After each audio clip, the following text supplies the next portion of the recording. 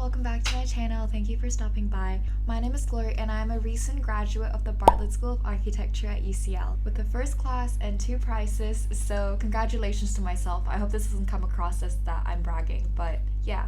So if you don't know me and my channel, I started sharing my experience in architecture school around a year ago to document my 3rd year, just because I felt like there wasn't a lot of information about architecture education online and that there just wasn't a lot of documentation. So I started documenting my final year and I think it helped a lot of people, which really changed my life, and I'm really happy that it helped so many people. So thank you so much for your support. Today I wanted to talk to you about the ultimate guide on applying to architecture school, and this is kind of to celebrate the official launch of my ebook, A Guide to Applying to Architecture for Undergraduate Courses in the UK. I wanted to give a layout of the timeline and the kind of procedures and steps you need to go through in order to apply to architecture school. And I know that this is kind of the time that everyone's gonna start writing their personal statement, looking into what schools they're going to apply to. So I hope this video came at the right time. So I wrote my ebook because I struggled a lot when I was applying to architecture schools in the UK for university, and my high school teachers just in general didn't really know what they were talking about. They didn't really know about the system and the procedure, and it's not to say that this is their fault, it's just they didn't have any knowledge about this. And again, like I said, there's not a lot of information online and out there for people to look at. Therefore, I wrote this book with the thought in my head thinking that this is the book that I wish I had when I applied. So now that the introductions and context are over, let's get straight into the video where I walk you through the timeline of applying to architecture school, and hopefully this clears things up. So the first step, pre-application. So first you have the pre-application stage where you have to decide if architecture is something you really want to study. And it's really the path for you because in the UK at least, it takes at least 7 years to become a licensed architect, according to the Royal Institute of British Architects, also known as RIBA. Question yourself if this is something you really want to pursue, and just research about a lot of these things online just to see if this is really the path for you. Step 2, selecting and applying to schools. Once you have decided, maybe architecture is for me, it's time to select a school, or university in this case. So my knowledge and experience is only in the UK because I only apply to universities in the UK. But obviously feel free to research about the US and other locations that you might be interested in. Just keep in mind that there might be differences in the way that they educate people. For example, in the US, you only choose a major, and despite architecture being your major, you also might have to do lots of different classes like English or maths or physics, but in the UK it's much more specialized. So if you do architecture, you're kind of just bound to architecture. So it just depends on your personal preference. So just research and see what locations and schools you like. There's a list of lots of UK universities online, but the specific ones that I applied to were Cambridge, the Bartlett School of Architecture UCL, University of Bath, University of Sheffield, and University of Cardiff.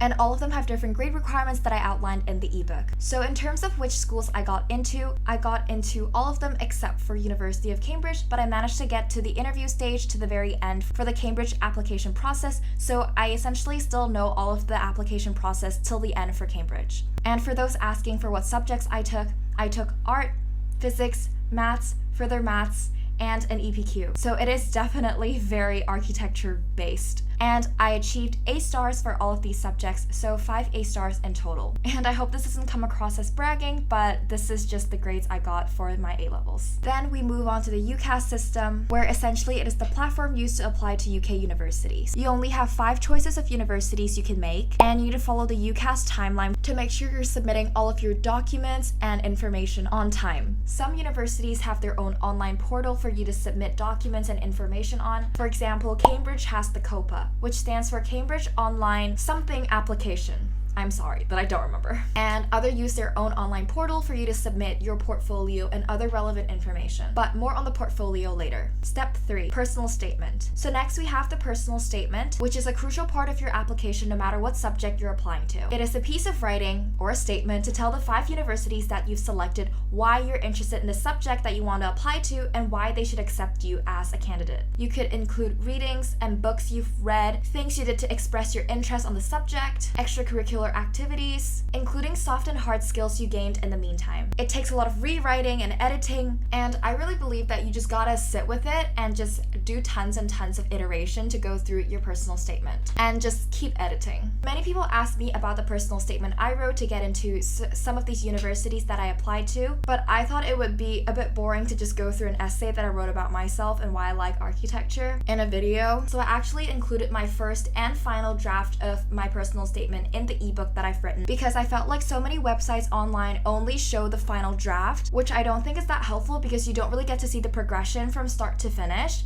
and you don't see the amount of changes that people put in. So I hope that having my first and final draft is helpful for you to see the changes and things I've taken out of and included based on importance. Number 4, the portfolio. So after you submit your personal statement, it's time to start working on your portfolio. I have made an extensive video about portfolio making, which you can watch here, so definitely go check it out. But in a brief summary, you need to create your own portfolio of your own work based on the guidelines that the universities have given you, and try to showcase your technical skills in creating good work, but also to show your critical thinking or problem-solving skills behind each project, and how creative you are in general as a person. In interviews, you will get to talk about your portfolios, so try to include as much of your personality in it, and with a good backbone and storyline if you can.